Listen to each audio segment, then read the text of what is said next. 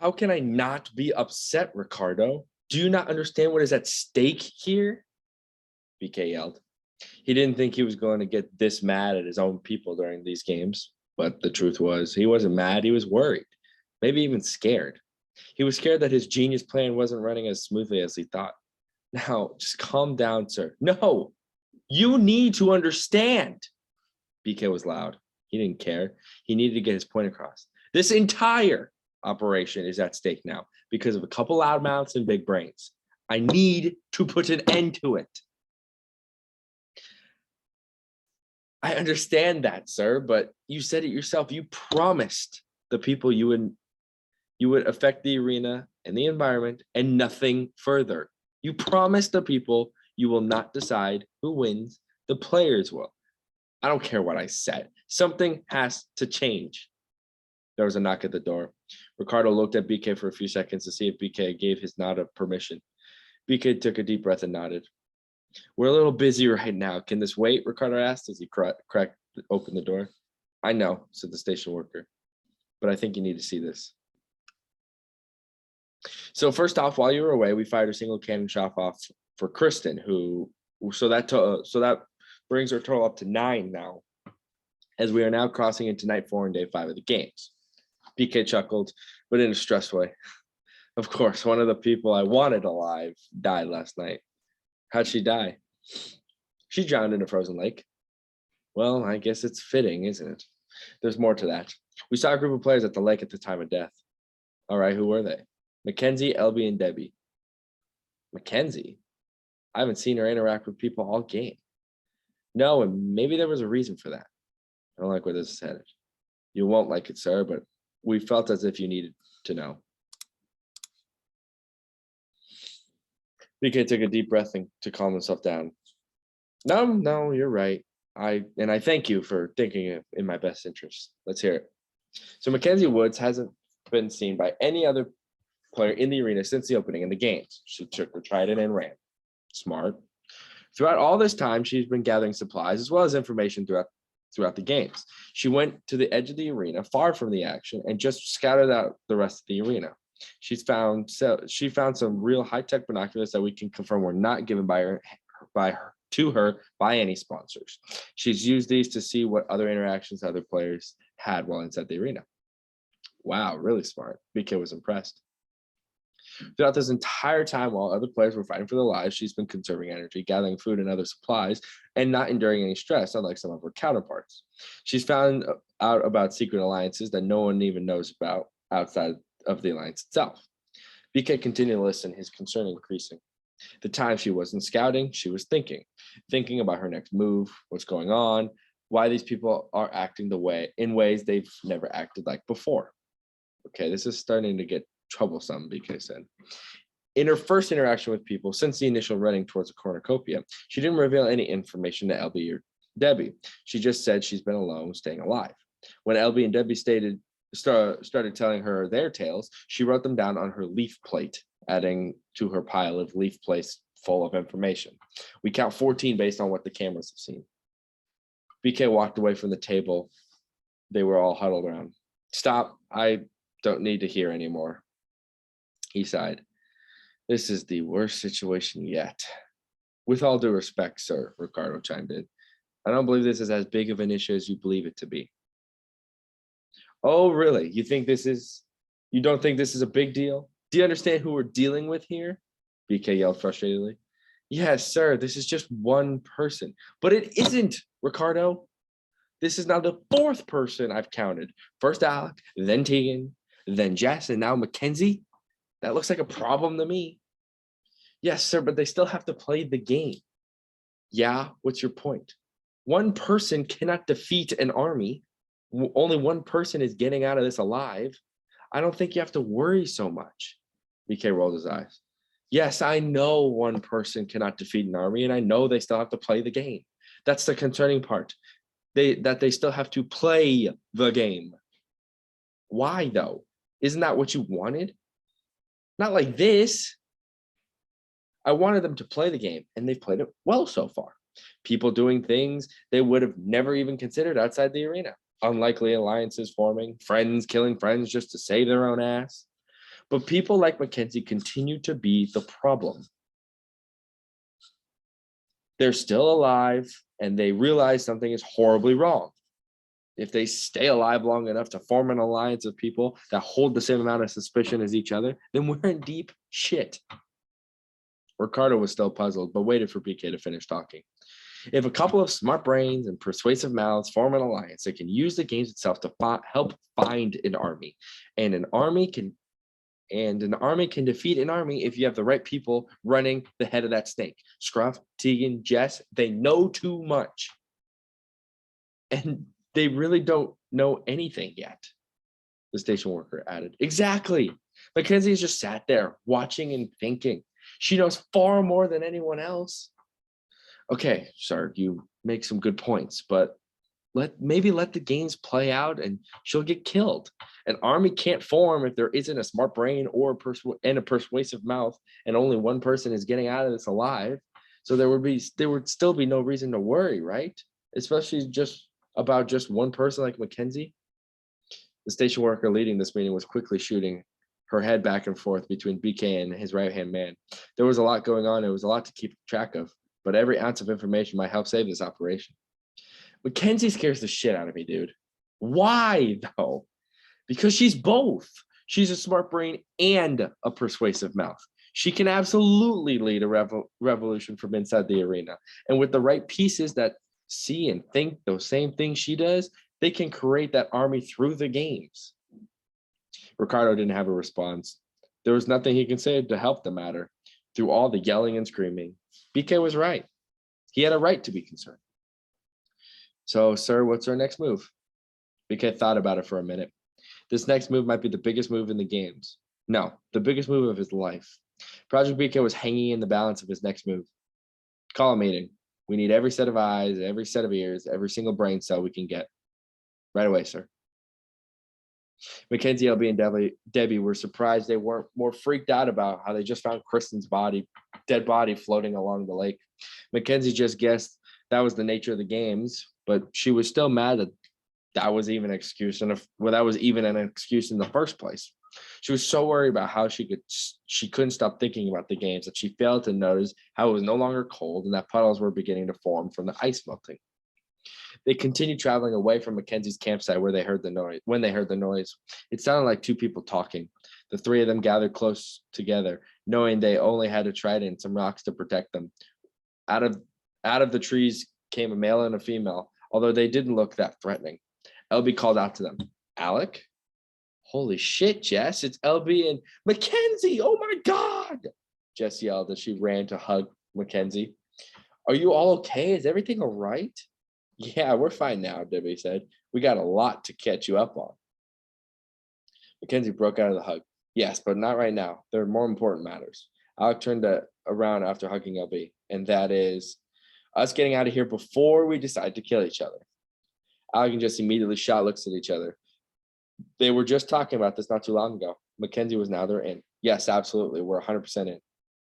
"But I didn't tell you any information." "Kenzie, we were just talking about this with each other," Jess interrupted. "We don't care what you know. If you know something that can help us get out of here, we're in." "Look, we're not dumb. We know something fishy is going on, but we also had to make sure we were alive long enough to pass along our thoughts. We're just glad we found someone who will listen." Alec gave a sigh of relief. Maybe there was a way out of this. "We'll do more than listen. We're getting out of here," Mackenzie insisted. We need more than just 5 people on our side. We need enough people to be with us so it stops the killing. The question is, who? "Well, I'm in an alliance with Connor and Lucy. Maybe they can help," Jess said. "That is true. Debbie told us that earlier." "What the heck, Debbie? You weren't supposed to say anything." "Well, you did just now, so don't yell at me." "Ladies, now is not the time," Alec piped in. Out of the corner of his eye, he saw something or someone move. He quickly wielded his knife and ran towards the movement. "Wait, please don't kill me. I just want to listen, I swear." Alec saw who his victim was. He sat there looking at her, knowing he could take her out and she couldn't be a problem from executing an escape. But he knew that killing her didn't help anything. And he knew with Mackenzie and himself explaining the situation, he knew she would be a great asset. He put away his knife. "There, now we're even." Thank you so much. I'm so sorry about earlier. Yay, you didn't kill me. I forgive you. Hopefully now you can forgive me, Alex said. Absolutely. Heather just exclaimed as she ran to give her a hug. She was stressed out, so she needed hugs from people to get some of the stress out. Wait, what am I missing here? Mackenzie asked. Well, Heather almost killed me early in the games, quite possibly should have killed me, but she showed mercy. Still got a nasty wound from that damn arrow, though, Alex said, revealing the wound under his dirty shirt. I've almost killed two people and actually killed two myself. I don't know what's gotten into me. Mackenzie, knowing this could be another good time to collect some information, asked, who did you kill? I killed Frank. Well, he kind of killed himself. I'll explain later. And Kristen. Actually, she died by drowning in the frozen lake, so no, you didn't. LB said. Oh, I don't mean I actually killed her. I just did things that led to her death. But I didn't know that that's how she died, so I guess I'm wrong then. We can discuss this later. We need to get focused, Mackenzie insisted. She understood the importance of this group, as they could be her key out of here. I overheard y'all talking about getting out of here, Heather asked. If that's the case, I'm willing to help. I can't do this anymore. I can't live with the guilt much more, and I don't want to die. If I could be of service, I'll help you any way I can. Mackenzie explained the whole situation to Heather. It was a lot to take in, but she had something no one else here had, a direct relationship with BK. She knows him better than anyone here, so her knowledge can really help the team out. Ian had been following Heather for some time, as he was hoping she could lead him somewhere that would be beneficial to him, like food or shelter. He admitted following Heather into a group of people wasn't what he considered beneficial per se, but he knew it wasn't a hostile group, so he figured he could present himself. Hey all, I'm alone and defenseless. I'll do whatever I can to stay alive, Ian had said. He looked around at the group. He liked the group. It was a group that could help him survive.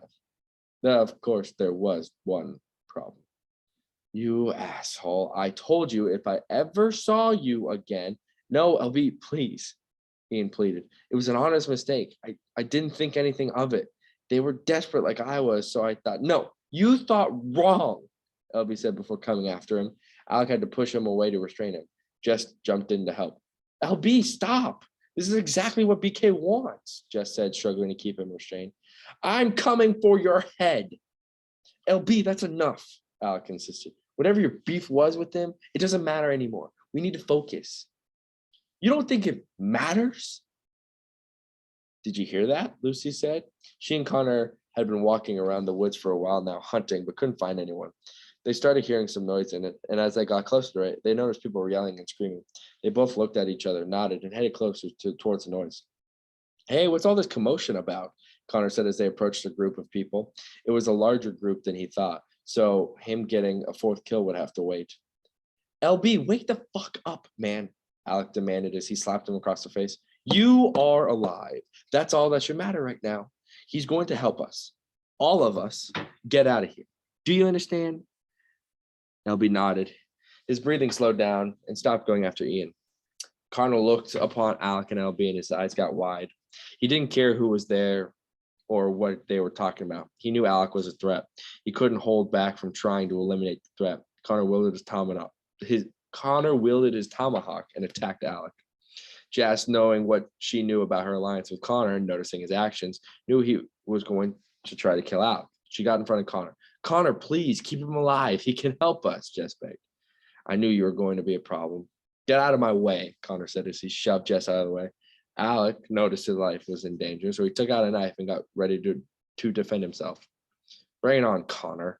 The two of them came close to each other before the rest of the group got together to hold them back.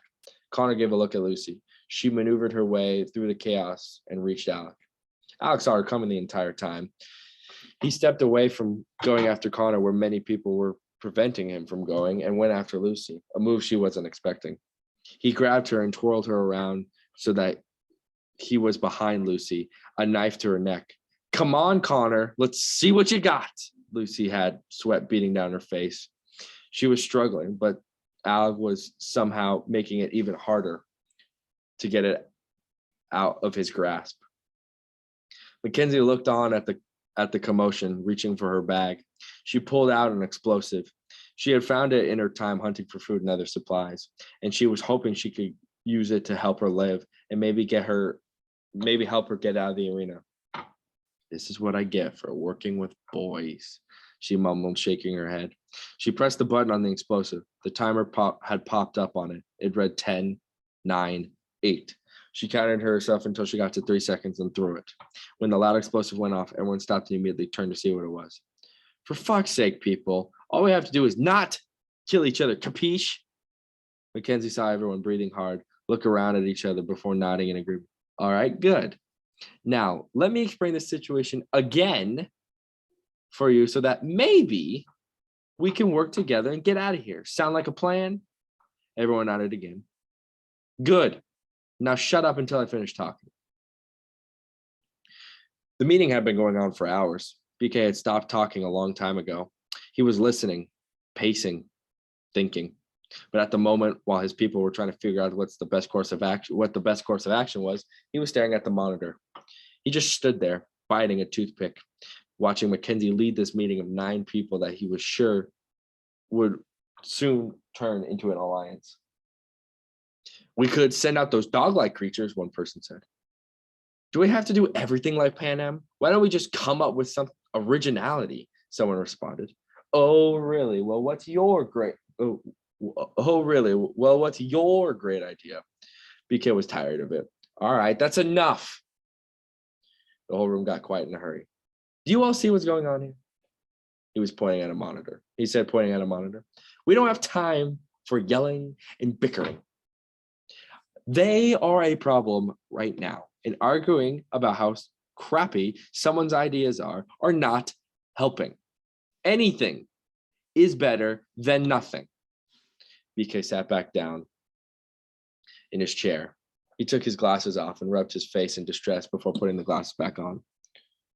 So throw me some ideas, anything. Well, like I said, the dog creature things. Sure, anything else?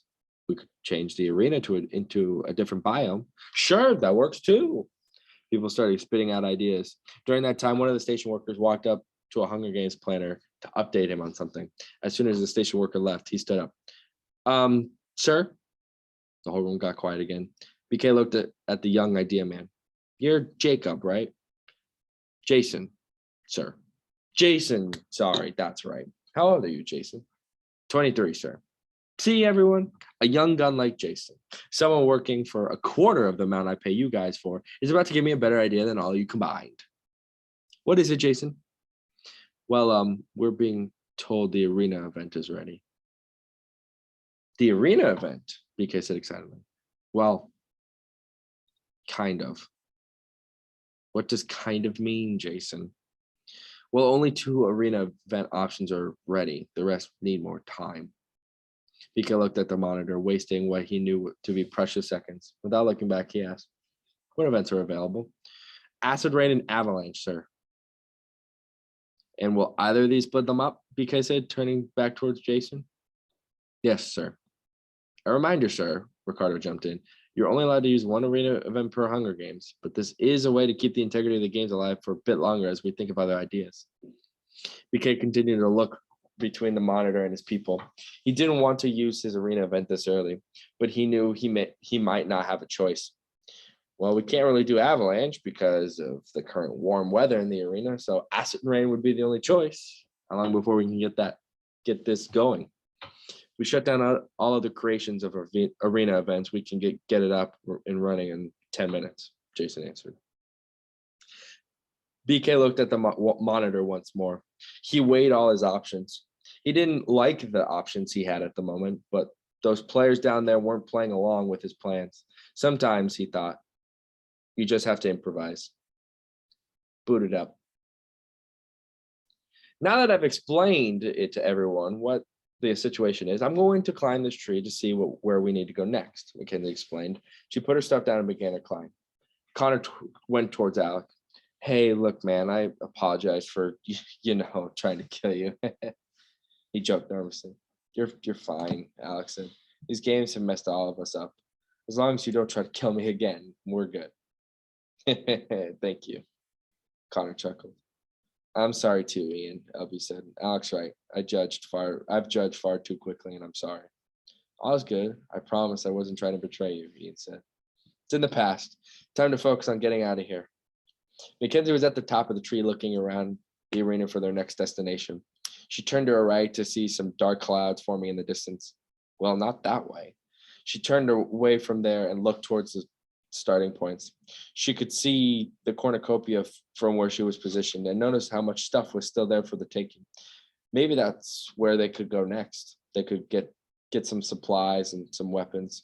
If they could do that, they'd really be in business.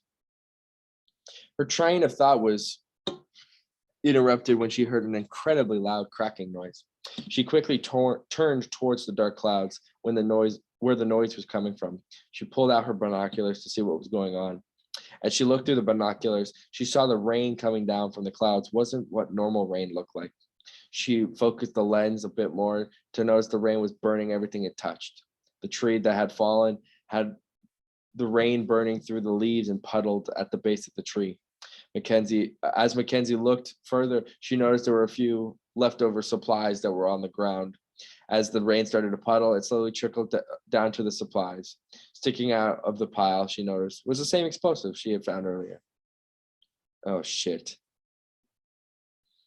Do we think this plan is really going to work? Heather asked. It has to. We have no choice, Jess answered. The whole group stood around waiting for Mackenzie to tell them where to go. They heard some thunder in the distance and then some branches breaking. Alec looked up to see Mackenzie coming down the tree in a frenzy. Is everything okay? Alec asked. Mackenzie got back to the ground and grabbed her supplies. Run!